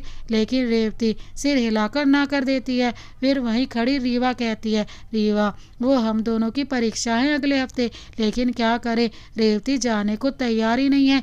रेवती अपना सिर नीचे करके खड़ी थी और अधिराज उसी की ओर बड़े प्यार से देखते पूछते हैं, क्यों क्यों नहीं जाओगी आप? रेवती, हम गए और ये सब हो गया, अब हम नहीं जाएंगे, फिर अगर आपको कुछ हो गया तो? अधिराज मुस्कुराते हैं और कहते हैं कि चलिए ठीक है, फिर हम भी आपके साथ ही चलते हैं। वैसे भी हमें वहाँ से निमंत्रण आया था कि आकर स्पेशल क्लास दीजिए लॉ के विद्यार्थियों को। ये सुनकर रीवा और रेवती भी अधिराज को देखने लगती हैं। रीवा तो मोहित के बारे में सोचकर डर रही थी और रेवती को डर था कि अधिराज को सामने देखकर आर्यन न कुछ करे। फिर दोनों सोच ही रही थी कि उतने में अधिराज बोलते हैं कि जाइए पैकिंग कीजिए, हम टिकट करवाते हैं। ये कहकर अधिराज वहाँ से चले गए। दोनों ने पैकिंग की और 2 दिन बाद ही परिवार से विदा लेकर वो तीनों वहां से निकल गए। आते वक्त अधिराज ने कल्याणी को शिवन्या का ख्याल रखने को कहा और बोले कि हमें बताते रहिएगा शिवन्या के बारे में। कल्याणी ने शिवन्या की सारी जिम्मेदारी ले ली और बोली कि आप लोग जाइए निश्चिंत होकर, हम यहाँ सब संभाल लेंगे। कल्याणी खुश थी कि अधिराज और रेवती की नज़दीकियाँ बढ़ रही हैं और दोनों एक दूसरे को पसंद भी करने लगे थे। कल्याणी जी तो यही सोचती थी कि रेवती भी अधिराज को पसंद करती है। कोलकाता पहुंचते ही अधिराज ने रहने का इंतजाम करवाया। पहले दोनों हॉस्टल में रहती थी, लेकिन अब अधिराज के साथ फ्लैट में आ गई थी। अगले सुबह दोनों कॉलेज गए और वहां गेट पर ही आर्यन, राहुल, रूही, मोहित सब बैठे थे। रीवा को देखकर मोहित दौड़ता हुआ आया, पर रीवा ने उससे कोई बात नहीं की और फ़ोन करने को कहा, लेकिन रेवती एक बार भी अपनी नज़रें उठाकर आर्यन की तरफ नहीं देखी। कुछ समय बाद सबसे पहला इंस्पिरेशन क्लास अधिराज का आर्यन के क्लास में ही था, यानी कि सबसे पहले अधिराज आर्यन के क्लास में ही क्लास लेने गए। जब अधिराज क्लास ले रहे थे तो तब तक आर्यन को पता नहीं था कि ये रेवती के पति हैं। जब क्लास की छुट्टी हुई तब सारे विद्यार्थी से अधिराज मिले और सबको अधिराज बहुत पसंद आए। क्लास की कुछ लड़कियां तो अधिराज के लुक्स की तारीफ भी कर रही थी, क्योंकि अधिराज बहुत ही ज़्यादा स्मार्ट और हैंडसम थे।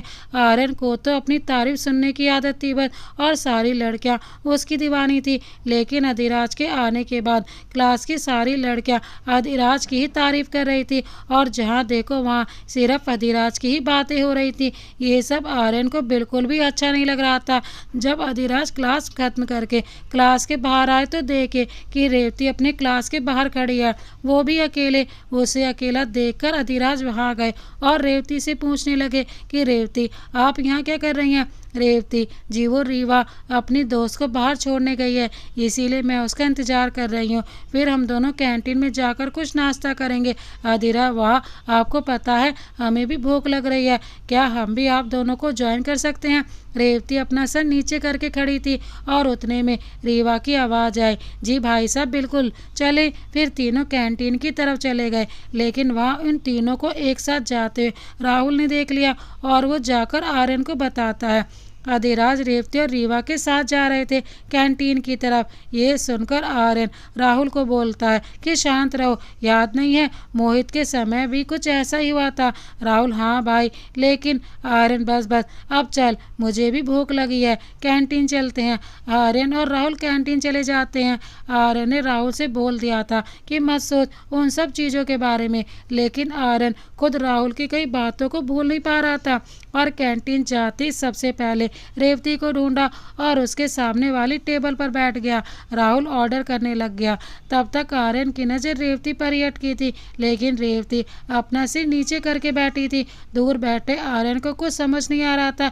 अधिराज नाश्ता करके वहाँ से निकल गए और रीवा और रेवती भी वहाँ से जाने लगी। तभी आर्यन और राहुल भी कैंटीन से निकलने लगे। रास्ते में राहुल और रीवा टकरा गए और दोनों में बहुत ही ज़्यादा झगड़ा शुरू हो गया था। उस समय भी आर्यन एक नज़र से रेवती को ही देखे जा रहा था, लेकिन रेवती अपना सिर नीचे करके रखी थी और रीवा को रोक रही थी और वहाँ से चलने को कह रही थी। तभी वहाँ पर अधिराज आ जाते हैं और वो रीवा और राहुल को शांत रहने को बोलते हैं और दोनों को क्लास में जाने को बोलते हैं। फिर सारे अपने अपने क्लासेस में चले जाते हैं। तभी मोहित वहाँ पर आता है और क्लास में बैठे आर्यन को आकर बताता है कि भाई, बाहर कोई रेवती को मोंटी और उसका ग्रुप परेशान कर रहा है गेट के पास। ये सुनकर आर्यन गुस्से में क्लास के बाहर जाता है तो देखता है कि अधिराज रेवती का हाथ पकड़ कर रखे हैं, क्योंकि अधिराज को भी मोंटी के बारे में पता चल गया था। इसीलिए अधिराज रेवती का हाथ पकड़कर उसे मोंटी के पास ले जा रहे थे। लेकिन आर्यन ये देखकर गुस्सा हो जाता है और सोचता है कि ये भी रेवती को रोज परेशान करता है, पहले इसे ही देख लेता हूँ। आर्यन आज बहुत ही ज़्यादा गुस्से में था, गुस्से से उसकी आंखें लाल हो जाती है। आर्यन अधिराज के सामने जाता है और बोलता है, आर्यन, अबे सुन तो ही है ना, जो रेवती को इतने दिनों से परेशान कर रहा है। अधिराज उसे देखने लगते हैं। उतने समय में आर्यन आकर एक पंच मारता है। तभी अधिराज को भी गुस्सा आ जाता है और वो भी उसे मारने लगते हैं। दोनों में लड़ाई शुरू हो जाती है। तभी रेवती बीच में आती है और आर्यन को अपनी ओर खींचकर एक चांटा मारती है और कहती है कि ये हमें परेशान नहीं कर रहे हैं, ये हमारे पति हैं और ये हमें मोंटी से बचा रहे थे, हमें आपकी ज़रूरत नहीं है, समझे आप। उस समय रेवती की आंखें बिल्कुल आर्यन की आंखों में थी। ये कहकर रेवती अधिराज का हाथ पकड़कर वहाँ से चली गई। वहाँ से जाने के बाद अधिराज, रेवती और रीवा कैंटीन में बैठे थे। फिर अधिराज ने एक सवाल किया कि वो कौन है और उसने रेवती के लिए इतनी चिंता क्यों दिखाई। रेवती कुछ नहीं बोली। फिर रीवा ने बताया कि वो हर लड़की को बचाता है भैया, वो बहुत ही अच्छा है और वो प्रिंसिपल सर का बेटा है। अधिराज, ओह, फिर तो बहुत अच्छा है। नहीं रीवा जी। फिर अधिराज रेवती की तरफ देखते हैं, पर रेवती उनकी तरफ एक बार भी नहीं देखती थी। फिर अधिराज बोलते हैं कि हमें प्रिंसिपल सर से मिलना होगा, हम आते हैं। ये कहकर अधिराज वहाँ से चले जाते हैं। फिर रीवा रेवती से बोलती है कि जब आप आर्यन को थप्पड़ मारी तो पूरा कॉलेज वहाँ खड़ा था और उसे तो लगा कि अधिराज भाई भी आपको परेशान कर रहे हैं। आपको नहीं लगता रेवती कि आपने आर्यन को थप्पड़ नहीं मारना था? रेवती, हाँ, हमारी ही गलती है कि हमें आर्यन से प्यार हो गया, जबकि हम जानते थे कि ये गलत है, लेकिन फिर भी गलती कर दिए। लेकिन अब जब हम आर्यन के साथ नहीं रह सकते तो कुछ ऐसा ही करना होगा कि वो हमसे नफरत करने लगे। रीवा, लेकिन ये तो गलत होगा उनके साथ, उन्हें और तकलीफ होगी। रेवती, हमारे पास कोई और दूसरा रास्ता नहीं है। ये कहते वक्त रेवती की आंखों में आंसू आ जाते हैं। तभी उधर से राहुल आता है और रेवती को बहुत बुरा भला सुनाता है। राहुल रेवती को बहुत ज़्यादा गलत सुनाता है। रेवती उसकी तरफ देखती तक नहीं है और चुपचाप वहाँ बैठी रहती है। रीवा रीवा भी कुछ बोलने लगती है तो रेवती उसे बोलने से मना कर देती है। तभी आर्यन वहाँ आता है और राहुल को रेवती पर चिल्लाता देखता है तो वहाँ जाकर राहुल को रोकता है और वहाँ से राहुल को ले जाता है। रेवती की आंखों में आंसू आ जाते हैं और वो रीवा को कहती है कि हम वॉशरूम से आते हैं, और ये कहकर वो वॉशरूम जाती है और वहाँ जाकर रोने लगती है और उसकी रोने की आवाज़ वहाँ खड़ी रूही को जाती है। रूही उसके सामने जाती है और पूछती है कि क्या हुआ रेवती, तुम रो क्यों रही हो। रेवती उसे देखकर चुप हो जाती है और कहती है कि कुछ नहीं हुआ रूही। रेवती, मैंने जो किया वो बहुत गलत किया, लेकिन मैं उसके लिए बहुत शर्मिंदा हूँ। वो बोलते ही रहती है कि रेवती उसके गले लग जाती है और बहुत ज़्यादा भावुक हो जाती है। फिर रूही रेवती को गले लगाकर शांत करवाती है और पूछती है कि हुआ क्या है। फिर रेवती खुद को रोक नहीं पाती है और सारी बातें रेवती रूही को बता देती है और वो भी आर्यन से प्यार करती है। ये बात आर्यन को बताने से मना कर देती है और उसे प्रॉमिस लेती है। वहाँ से रूही रेवती को बाहर लाती है और देखती है कि वहाँ रीवा खड़ी है। रीवा फिर रेवती को वहाँ से घर चलने को कहती है। रास्ते में जाते समय रेवती रीवा को बताती है कि उसने रूही को सब बता दिया। रीवा, लेकिन क्यों, आपने रूही को सब सच क्यों बता दिया? वो सारी बातें आर्यन को बता देगी। रेवती, हमें लग रहा है कि वो सारी बातें नहीं बताएगी, लेकिन उसने प्रॉमिस किया है कि वो आर्यन को नहीं बताएगी। यहाँ कॉलेज में रूही आर्यन के पास जाती है और बहुत परेशान रहती है। उसे परेशान देखकर आर्यन पूछता है कि क्या हुआ, लेकिन रूही उसे कुछ नहीं बताती है और बोलती है कि मैं घर कैसे जाऊँ, मेरी स्कूटी खराब हो गई है, इसीलिए परेशान थी। आर्यन, बस इतनी सी बात, राहुल छोड़ देगा तुझे। रूही फिर मुस्कुराती है और वहाँ से राहुल के साथ चली जाती है। रूही को पूरे रास्ते उदास देखकर राहुल पूछता है कि क्या हुआ रूही, तो टेंशन में क्यों है। रूही, नहीं तो राहुल, चल अब सच सच बता मुझे, मेरे साथ कोई झूठ नहीं चलेगा और मैं जानता हूँ कि ये स्कूटी वाली बात भी तूने झूठी बनाया है ना। चल सच बता मुझे, तुझे मेरी कसम है। रूही दुविधा में पड़ जाती है और राहुल से सारी बातें बता देती है। जब राहुल को पता चलता है कि रेवती भी आर्यन को पसंद करती है तो राहुल को एहसास होता है कि रेवती भी बहुत दर्द में और बहुत परेशान होती है। आर्यन का तो सबको पता है, लेकिन रेवती किसी को बता भी नहीं सकती है। फिर रूही बताती है कि आर्यन को रेवती थप्पड़ भी इसीलिए मारी थी ताकि आर्यन ये सोच ले कि रेवती अविराज से ही प्यार करती है। इससे आर्यन को रेवती को भूलने में आसानी होगी। राहुल सारी बातें सुनता है और अपने आप को कोसता है कि उसने क्यों रेवती को इतना बुरा भला कहा। फिर सारी बातें ख़त्म होने के बाद रूही बोलती है कि क्या हमें ये सारी बातें आर्यन को बतानी चाहिए। राहुल, नहीं नहीं, ऐसे तो आर्यन रेवती के गम में ही बैठा रहेगा, हमें ये बातें आर्यन को नहीं बतानी चाहिए। रूही, हाँ ये भी है। फिर राहुल रूही को बाय बोलकर वहाँ से चला जाता है। रेवती और रीवा घर पर होती हैं। तभी डोरबेल बजती है और रीवा गेट खोलती है। दरवाजे पे खड़े अभिराज बोलते हैं कि आप दोनों रेडी होकर बाहर आओ, आज हम ड्राइव पर जाएंगे। ये कहकर अभिराज नीचे पार्किंग में से अपनी गाड़ी निकालते हैं। कुछ समय बाद तैयार होकर रेवती और रीवा नीचे आ जाती हैं और गाड़ी में बैठ जाती हैं। पीछे रीवा और आगे अभिराज के साथ रेवती बैठती है। वहाँ से निकलने के बाद अभिराज मॉल जाते हैं और वहाँ पर गाड़ी रोकते हैं और बोलते हैं कि चलिए आज सब शॉपिंग करते हैं। रीवा बहुत ज़्यादा खुश हो जाती है और गाड़ी से एक्साइटेड होकर बाहर आती है, लेकिन रेवती कार में ही बैठी रहती है। तभी अभिराज नीचे उतरते हैं और रेवती की तरफ का दरवाज़ा खोलकर रेवती को बाहर आने के लिए बोलते हैं। रेवती भी बाहर आती है और तीनों मॉल के अंदर जाते हैं। दोनों लड़कियां शॉपिंग में व्यस्त हो जाती हैं और अभिराज को एक फ़ोन आ जाता है और वो फ़ोन में व्यस्त हो जाते हैं। तभी रीवा के पास मोहित आता है और रीवा को गले से लगा लेता है।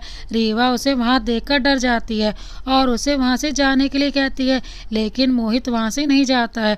कुछ समय बाद रीवा की नज़र सामने से आते हुए अभिराज पे जाती है और वो मोहित को छुप जाने को कहती है। फिर मोहित की भी नज़र अभिराज पे जाती है और वो वहाँ से भागने लगता है और उसी बीच वो रेवती से टकराकर रेवती के ऊपर जमीन पे गिर जाता है।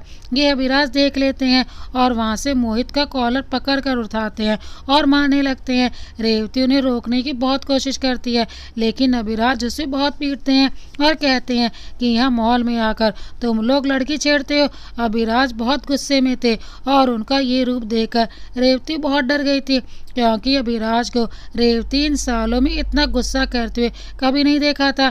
तभी रीवा वहाँ आती है और अभिराज का हाथ पकड़कर रोने लगती है और बोलती है, भाई साहब इसे छोड़ दीजिए प्लीज़, ये रेवती को परेशान करने नहीं आया था। ये सुनकर अभिराज मोहित को छोड़ देते हैं और फिर रीवा को पास खड़े करके पूछते हैं कि फिर ये तुमसे मिलने आया था। रीवा डरते हुए अपना सर हाँ में हिलाती है। अधिराज कुछ नहीं बोलते हैं और मोहित की तरफ देखते हैं जिसके होठ और सर से खून निकल रहा था, और उसके बाद बोलते हैं कि मैं गाड़ी निकालता हूँ, तुम दोनों इसे लेकर आओ, इसको हॉस्पिटल ले जाते हैं पहले, फिर बात करेंगे कि आखिर बात क्या है और ये इस मॉल में क्या करने आया था। मोहित को हॉस्पिटल में ले जाकर अधिराज उसका इलाज करवाकर अपने साथ ही घर लाते हैं और बिठाते हैं। सारे वहीं हॉल में एक साथ बैठते हैं और अधिराज रीवा से पूछते हैं कि चलो अब बताओ सारी बातें। रीवा डरते डरते सारी बातें बताती है। अधिराज सब सुनते हैं और बोलते हैं कि रीवा, क्या आप ये सारी चीज़ों का परिणाम जानती हो। रीवा अपना सर हाँ में हिलाती है। अधिराज, फिर भी ये सब किया आपने, आपको पता है कि बड़े चाचा साहब पर क्या बीतेगी। रीवा, भाई साहब हमें माफ़ कीजिएगा, लेकिन हम मोहित को पसंद करते हैं और शादी भी इनसे करना चाहते हैं। अधिराज, रेवती आपने भी हमसे ये बातें छिपाई। रेवती, जी नहीं, वो हमें डर लग रहा था। अधिराज सोचने लगते हैं और मोहित से पूछते हैं कि पापा क्या करते हैं और कुछ चंद सवाल भी पूछते हैं। मोहित, जी वो। अधिराज, जल्दी बोलिए, आपके पास समय नहीं है। मोहित, जी। अधिराज, मतलब हमारे पास समय नहीं है, हमें कुछ काम से बाहर जाना है। मोहित, हमारे पापा गवर्नमेंट जॉब करते हैं और माँ शिक्षिका हाई स्कूल में, और एक छोटी बहन है और एक मैं हूँ अपने परिवार में। अधिराज सारी बातें सुनते हैं और फिर वहाँ से चुपचाप उठकर चले जाते हैं। अधिराज को जाता देख रीवा सोच में पड़ जाती है और कुछ समय बाद मोहित भी अपने घर चला जाता है। जब शाम को अधिराज वापस घर आते हैं तो रीवा गेट पर खड़े होकर अधिराज का इंतजार कर रही होती है। अधिराज अंदर आते हैं तो रीवा पूछती है कि कहाँ गए थे भाई साहब, आपने कुछ बोला भी नहीं। अधिराज, इसमें बोलना क्या है, बहुत आसान है समझना कि आपकी शायद मोहित से ही हो जाएगी। रीवा, भाई लेकिन। अधिराज, बस अब कुछ मत बोलिए और हमारे साथ बदतमीजी करने का सोचेगा भी नहीं। रीवा चुप हो जाती है और उसकी आंखों में आंसू आ जाते हैं। उसकी आंखों में आंसू देखकर अधिराज मुस्कुराने लगते हैं और कहते हैं कि बस रोना बंद कीजिए, हम अपनी तीनों बहनों को रोता हुआ कभी नहीं देख सकते। ये सुनकर रीवा अधिराज की तरफ एक आशा भरी नज़रों से देखती है तो अधिराज मुस्कुराते हुए खड़े रहते हैं और पीछे से मोहित और उसके परिवार को बुलाते हैं और कहते हैं कि लो रीवा, आपकी खुशी हम ले आए हैं। ये सुनते ही रीवा अधिराज से गले लगकर रोने लगती है और कहती है, you are the best brother in the world. Adhiraj, I know, अब ये सब हमारे साथ राजस्थान जाएंगे और आप दोनों भी चलिए, जाइए पैकिंग कीजिए, शाम की ट्रेन है। शाम बीत जाती है और सब जाने के लिए निकल जाते हैं। रीवा बहुत परेशान रहती है कि घर वाले क्या करेंगे और क्या सोच रहे होंगे। जब वहाँ पहुँचते हैं ये लोग तो देखते हैं कि सब स्वागत के लिए खड़े हैं, क्योंकि सबको अधिराज ने पहले ही मना लिया था। रीवा और मोहित जैसे ही वहाँ जाते हैं, मोहित के साथ उसकी दो सालियाँ मस्ती मजाक भी करना शुरू कर देती हैं। रीवा अपनी बहनों से पूछती है कि पूरा परिवार मान कैसे गया, तो रीवा की बहनें बताती हैं कि पूरा परिवार बहुत गुस्से में था, लेकिन भाई साहब यानी कि अधिराज ने सबको मना लिया। सब शादी की तैयारियों में जुट जाते हैं और देखते देखते शादी का दिन आ जाता है। सुबह रेवती सीढ़ी से नीचे आते वक्त किसी से टकरा जाती है और जब वो अपनी नज़रें ऊपर करके चेहरा देखती है तो अचंभित हो जाती है, क्योंकि जिससे वो टकराई वो तो आर्यन था। तभी पीछे से राहुल आता है और बोलता है कि हमें अधिराज सर ने बुलाया है और उन दोनों के साथ में रूही भी थी। रेवती फिर चुपचाप वहाँ से चली जाती है। कुछ ही समय बाद अधिराज बाहर से आते हैं और साथ में शिवन्या को भी लेकर आते हैं।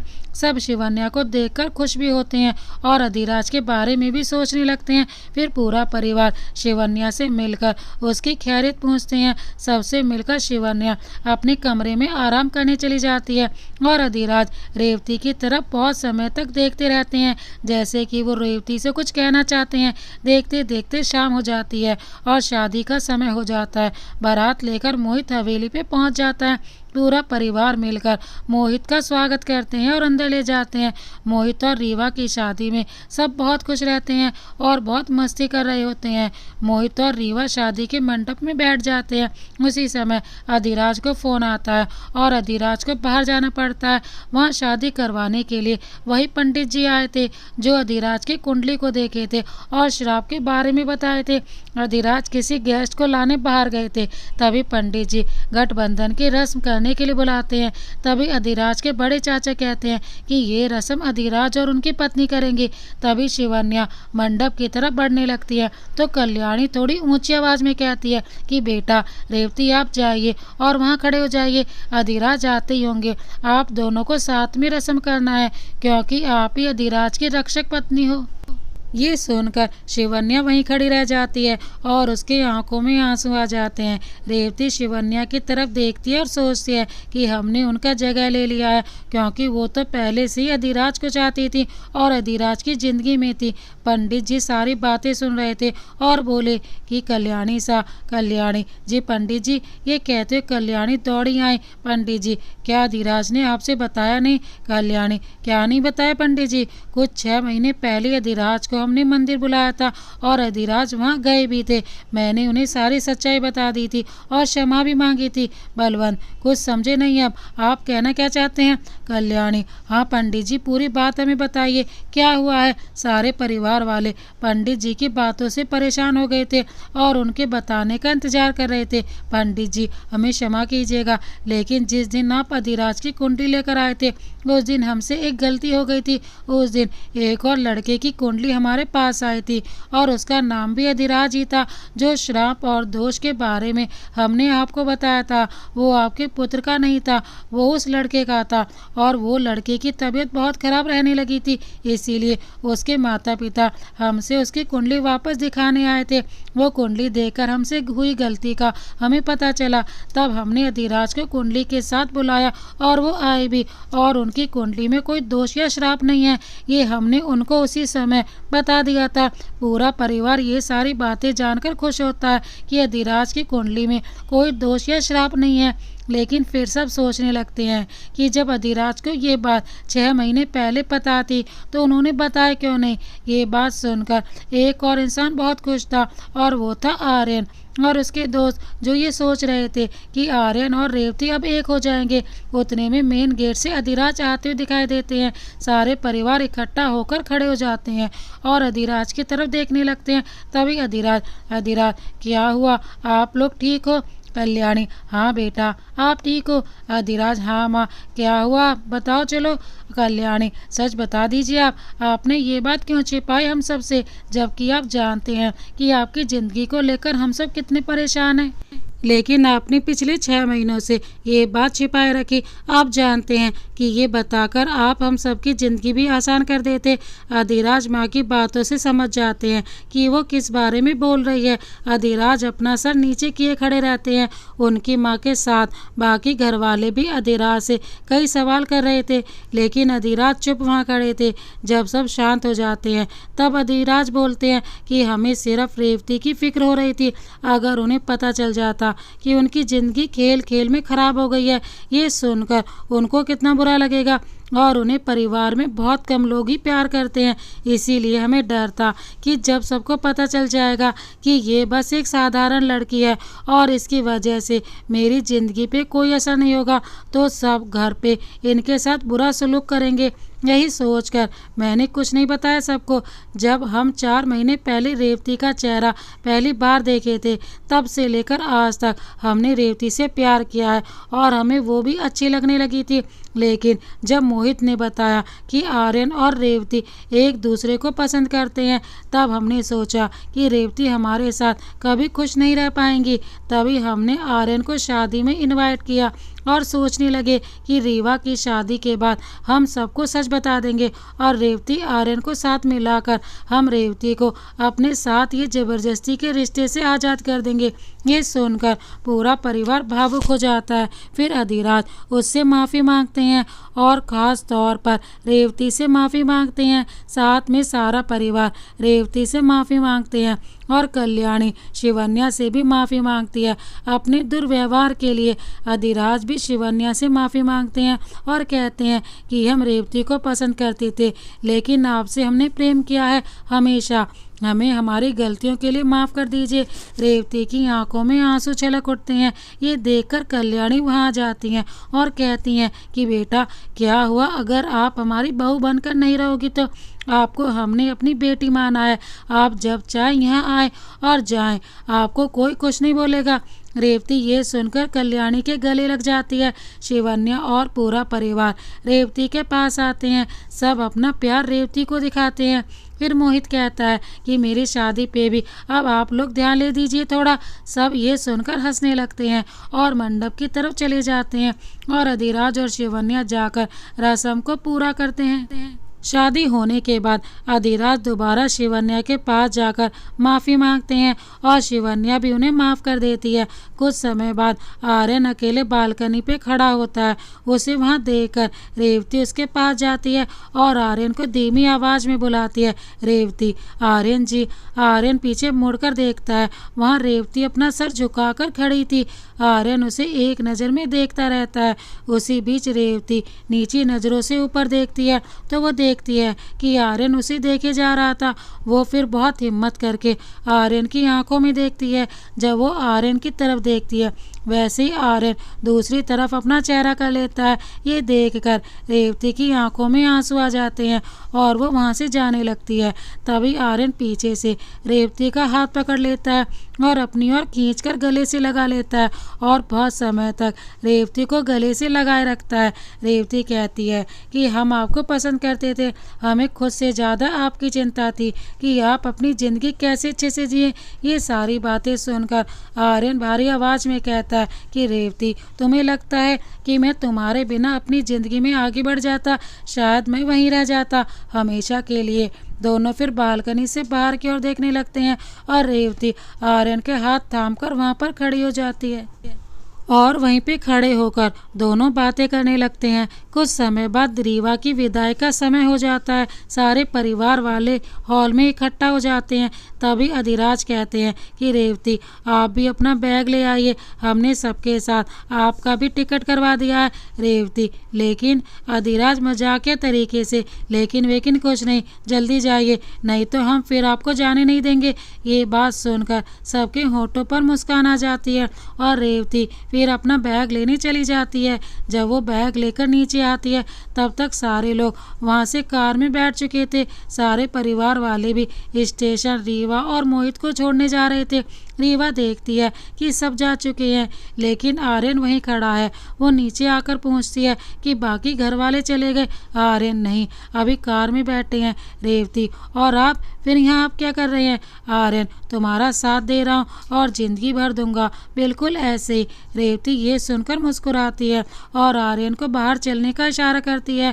दोनों बाहर आते हैं तो देखते हैं सारी गाड़ियाँ जा चुकी हैं, बस राहुल और रूही एक कार के साथ खड़े हैं। आर्यन पूछता है कि बाकी सब चले गए? राहुल, हाँ भाई, सब चले गए। तुम दोनों का रोमांस खत्म हो गया हो तो अब हम भी चले? दोनों मुस्कुराने लगते हैं और कहते हैं हाँ चलो। सारे गाड़ी में बैठकर स्टेशन जा रहे होते हैं। तभी रूही कहती है कि हमें माफ़ कर देना आर्यन। आर्यन उसकी तरफ देखता है और पूछता है किस बात की माफ़ी? रूही, हमें और राहुल को पता था कि रेवती तुमसे प्यार करती है, लेकिन रेवती ने कसम दी थी कि नहीं बताना आर्यन को, और उसने थप्पड़ भी इसीलिए मारा था ताकि तुम उससे नफरत करने लगो और उसे हमेशा के लिए भूल जाओ। आर्यन मुस्कुराता है और कहता है कोई बात नहीं, अंत भला तो सब भला। और रेवती की तरफ देखता है और उसकी आंखों में आंखें डालकर बोलता है कि मैडम, आप मेरे बारे में गलत सोची थी। मैं आपका पीछा ना कभी छोड़ा हूँ और ना ही कभी छोड़ूंगा, समझिए आप मैडम। रेवती मुस्कुराकर अपना सर हाँ में हिलाती है। सब लोग स्टेशन पहुंच जाते हैं और वहां सबको अलविदा बोलकर रीवा, मोहित और मोहित का सारा परिवार, साथ में आर्यन, रेवती और उसके दोस्त राहुल और रूही वहां से ट्रेन में बैठकर चले जाते हैं। वहां पहुंचकर मोहित का परिवार रीवा का स्वागत बहुत धूमधाम से करते हैं। आर्यन रेवती को अपने घर अपने माता पिता से मिलाने लेकर जाता है, लेकिन आर्यन के माता पिता रेवती के बारे में जानकर रेवती को अपनाने से मना कर देते हैं। तभी रेवती आर्यन से कहती है कि आपके परिवार आपके लिए सबसे पहले हैं, आप उनकी बात मानिए।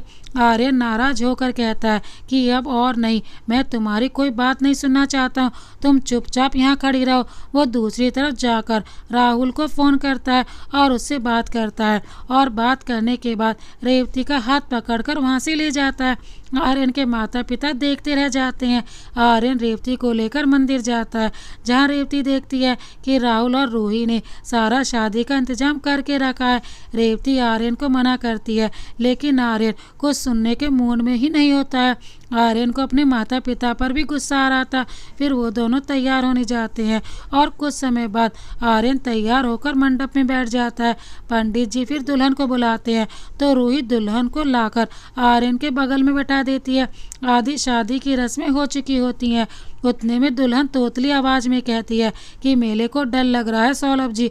आर्यन ये सुनकर घबरा जाता है और दुल्हन का घूंघट उठाता है और देखता है कि वो रेवती नहीं कोई और ही है। फिर आर्यन राहुल और रूही की तरफ गुस्से में देखता है और अपनी नज़र इधर उधर करके देखता है तो उसे एक और शादी होते हुए दिखाई देती है, तो वहाँ भागता हुआ जाता है और दुल्हन की घूंघट उठाने लगता है, लेकिन उनके परिवार वाले घूंघट उठाने नहीं देते। तभी आर्यन रेवती को आवाज़ देता और दुल्हन आर्यन की आवाज़ सुनकर अपना घूंघट उठाती है। आर्यन सबको हटाकर उसे गले से लगा लेता है क्योंकि वो रेवती ही थी और रेवती की आंखों में देखकर कहता है कि आज तो मेरी दुल्हन गई थी, और वापस से उसे अपने सीने से लगा लेता है और फिर सुकून की सांस लेता है और बोलता है कि चलो और अब घूंघट उठा कर रखना। रेवती का हाथ पकड़कर रेवती को वहाँ से ले जाता है और अपने मंडप के पास पहुँच जाता है। उतने में आर्यन के माता पिता वहाँ जाते हैं और कहते हैं कि हमें माफ़ कर दो आर्यन, हम रेवती को अपनी बहू के रूप में स्वीकार करते हैं।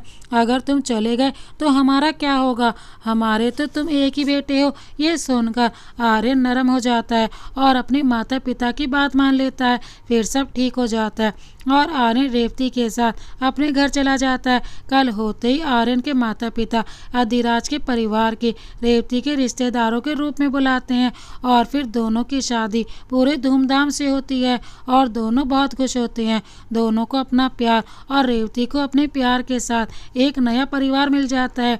रेवती फिर अपने माता पिता को कभी भी याद नहीं करती है क्योंकि एक तरह से अपनी ज़रूरतों के लिए रेवती के माता पिता ने उसे भेज दिया था।